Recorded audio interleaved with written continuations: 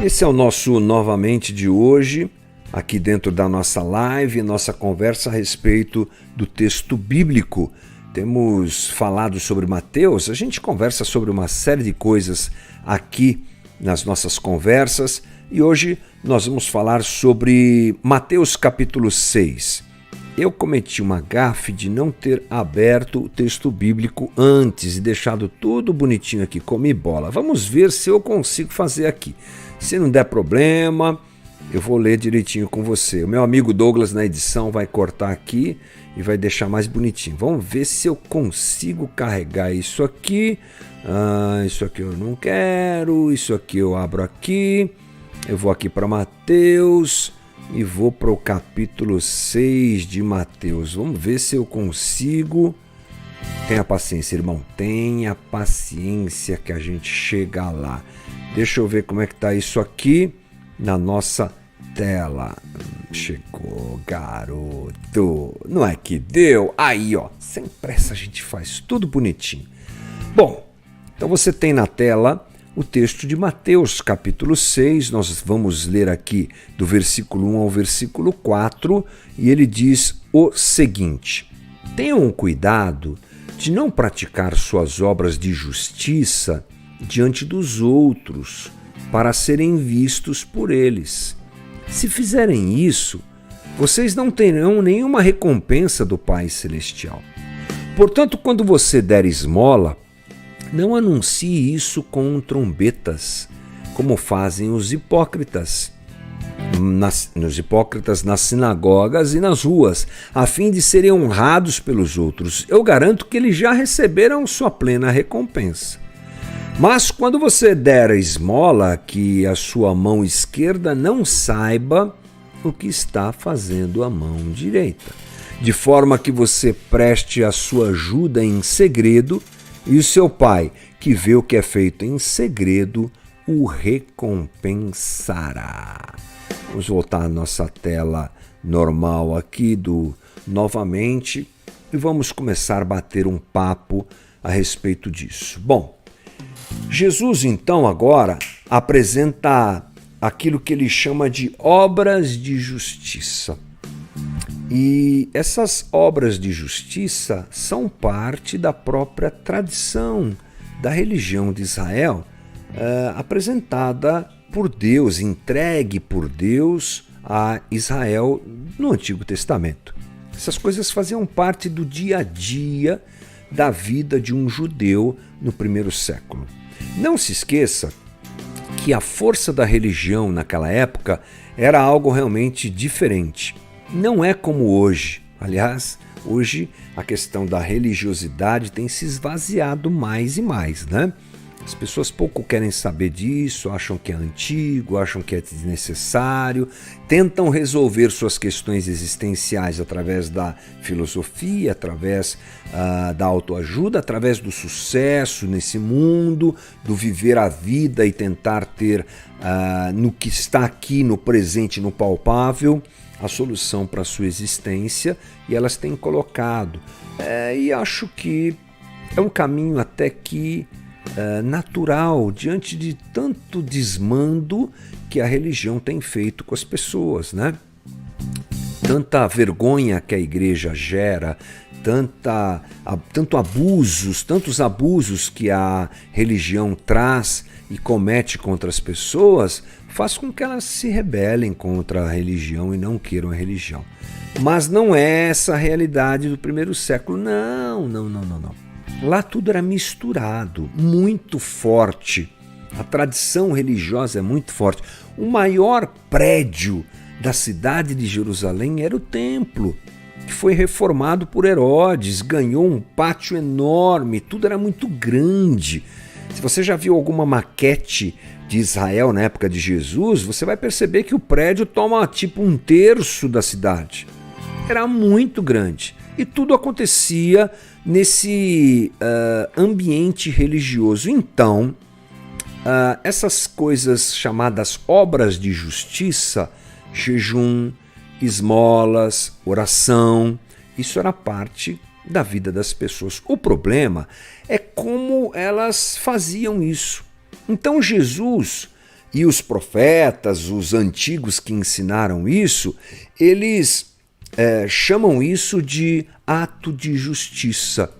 E os discípulos de Cristo, segundo o que nós aprendemos junto com Jesus agora, ou aprendemos de Jesus, melhor dizendo, eles não devem praticar a justiça porque são bons, porque são virtuosos. Isso é uma coisa boa para a gente aprender. Por que eu pratico atos de justiça? Porque eu sou uma pessoa muito boa? Não. De acordo com ele, isso deve ser praticado, inclusive, não também porque eu tenho algum interesse de recompensa. Não.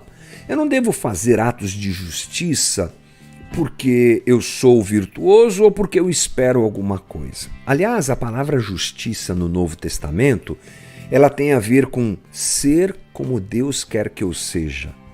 É aquele exemplo divino que recai sobre a gente ou diante da gente e a gente diz assim, eu vou fazer isso porque Deus quer que eu faça, porque Deus quer que eu viva assim. Eu vou retribuir ao amor de Deus expresso na cruz fazendo isso, né? Eu não devo fazer essas coisas porque sou bonzinho ou porque quero algo de volta. Eu vou fazer essas coisas simplesmente porque é justo fazer essas coisas. Preste atenção.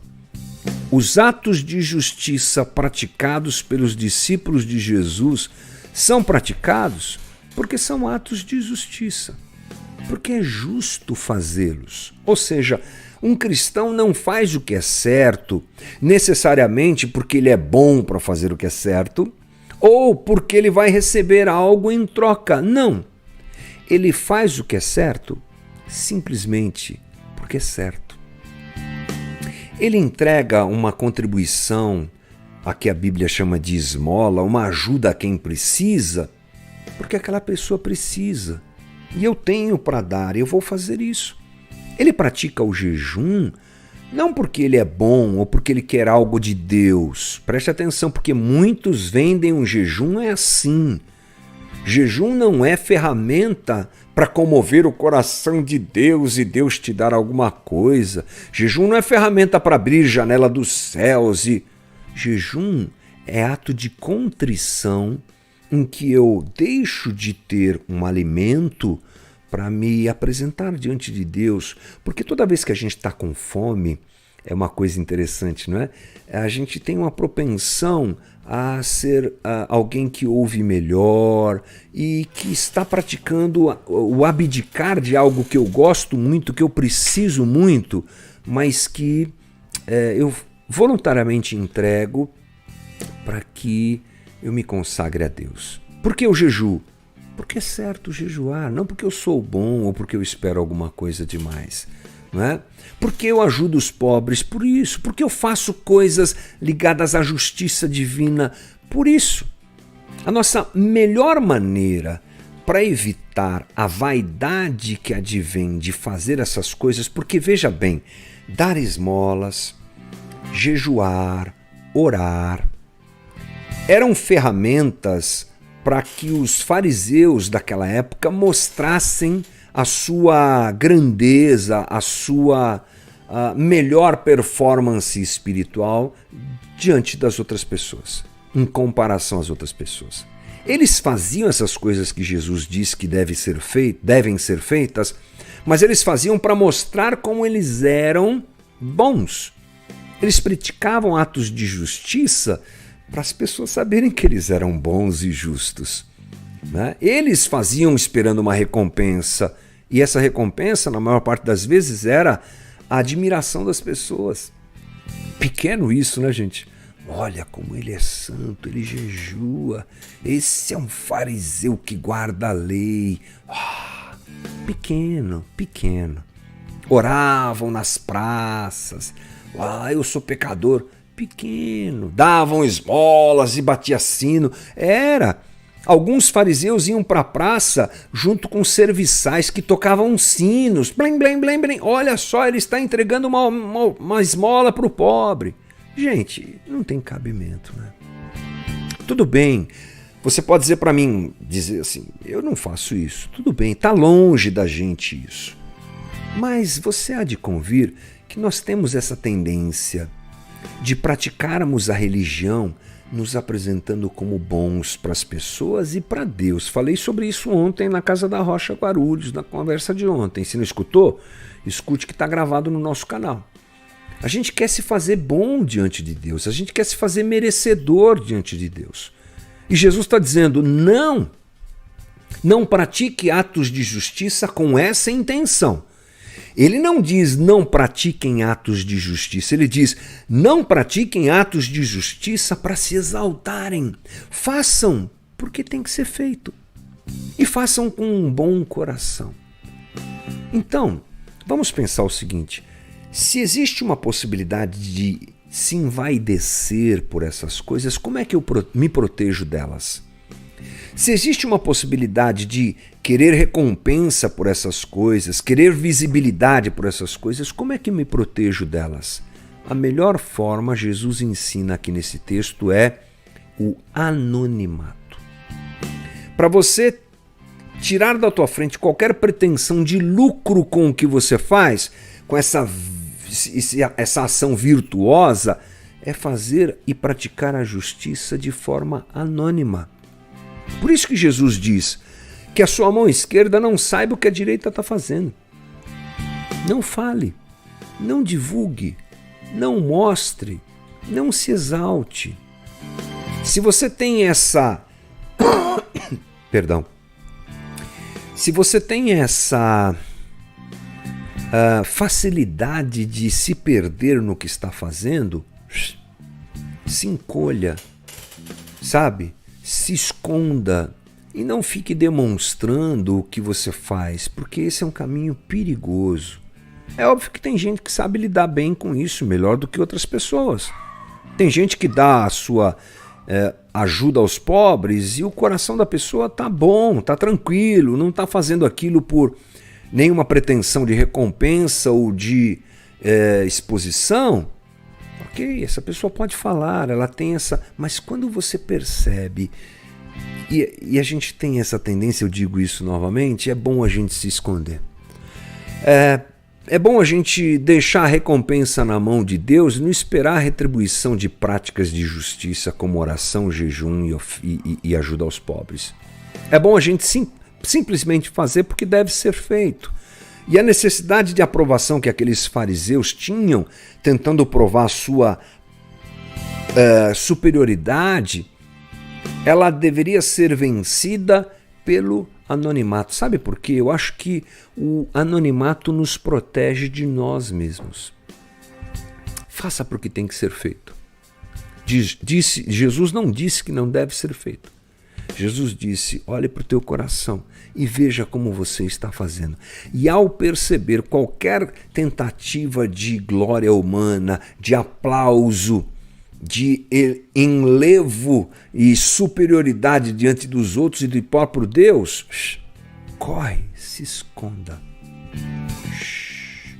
Faz escondido.